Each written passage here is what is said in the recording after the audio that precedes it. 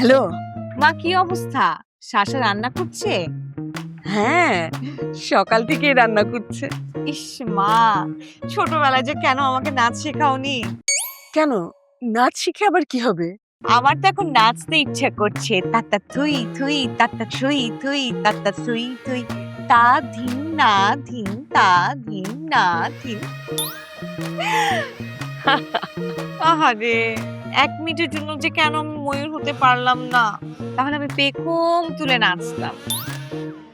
আমার ছেলের বউয়ের চাকরি চলে গেছে। সে এখন বাসায় বিনা বেতনে রান্না বান্নার কাজ করছে। এই কাহিনী নিয়ে তো মা একটা বাংলা সিনেমাই হতে পারে, বউ যখন বুয়া। বিয়ের সময় শাশা কি বলেছিল?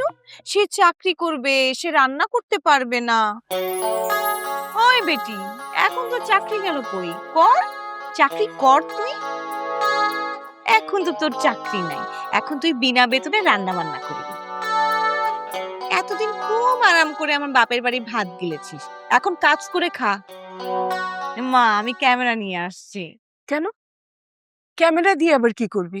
তোমার আদরের বউ রান্না করছে, আমার ছবি তুলতে হবে না? আমি আসছি।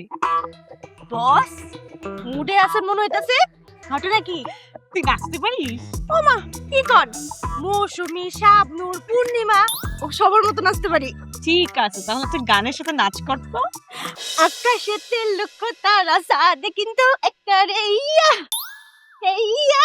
হ্যালো। কি করো তুমি? এই তো একটু সেক্রেটারির সাথে প্রেম করছি।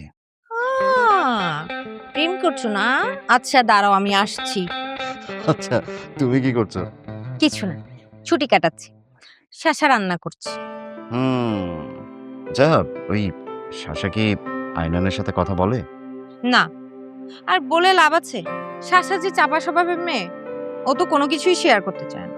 মানে কি, এভাবে কতদিন কথা না বলে থাকবে? তুমি শাশাকে কিছু জিজ্ঞেস করনি? না তো। আচ্ছা, তুমি কি শুরু করলে?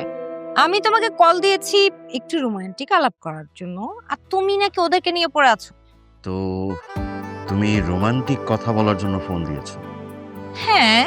তো আজ হঠাৎ এই সময়ে রোমান্টিক কথা বলার ইচ্ছা হলো যে? না, সব সময় তো আসলে এই সময় রান্না নিয়ে ব্যস্ত থাকি। আজ যেহেতু একটু ফ্রি আছি, ভাবলাম একটু তোমার সাথে রোমান্টিক আলাপ করি। তাহলে চলে এসো, একসাথে লাঞ্চ করি।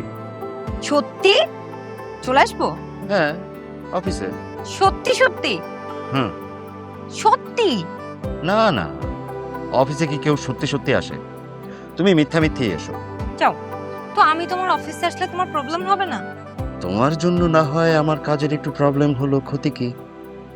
আচ্ছা ঠিক আছে, আমি রেডি হয়ে এক্ষুনি আসছি।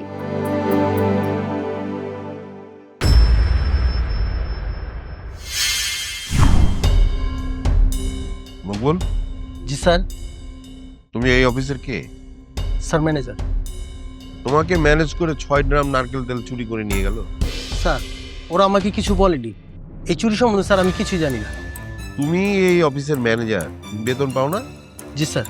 ভালো করে দেখো, আমরা ভেজাল পণ্যের ব্যবসা করি। এটা একটা অসৎ কাজ, কিন্তু এই অসৎ কাজও সৎভাবে করতে হবে, নাহলে এই ব্যবসা বন্ধ হয়ে যাবে। এই ব্যবসা বন্ধ হয়ে গেলে অফিস লাটে উঠবে, তোমরা চাকরি হারাবে। আর এই বাজারে চাকরি পাওয়া কিন্তু খুব কঠিন ব্যাপার। জি স্যার।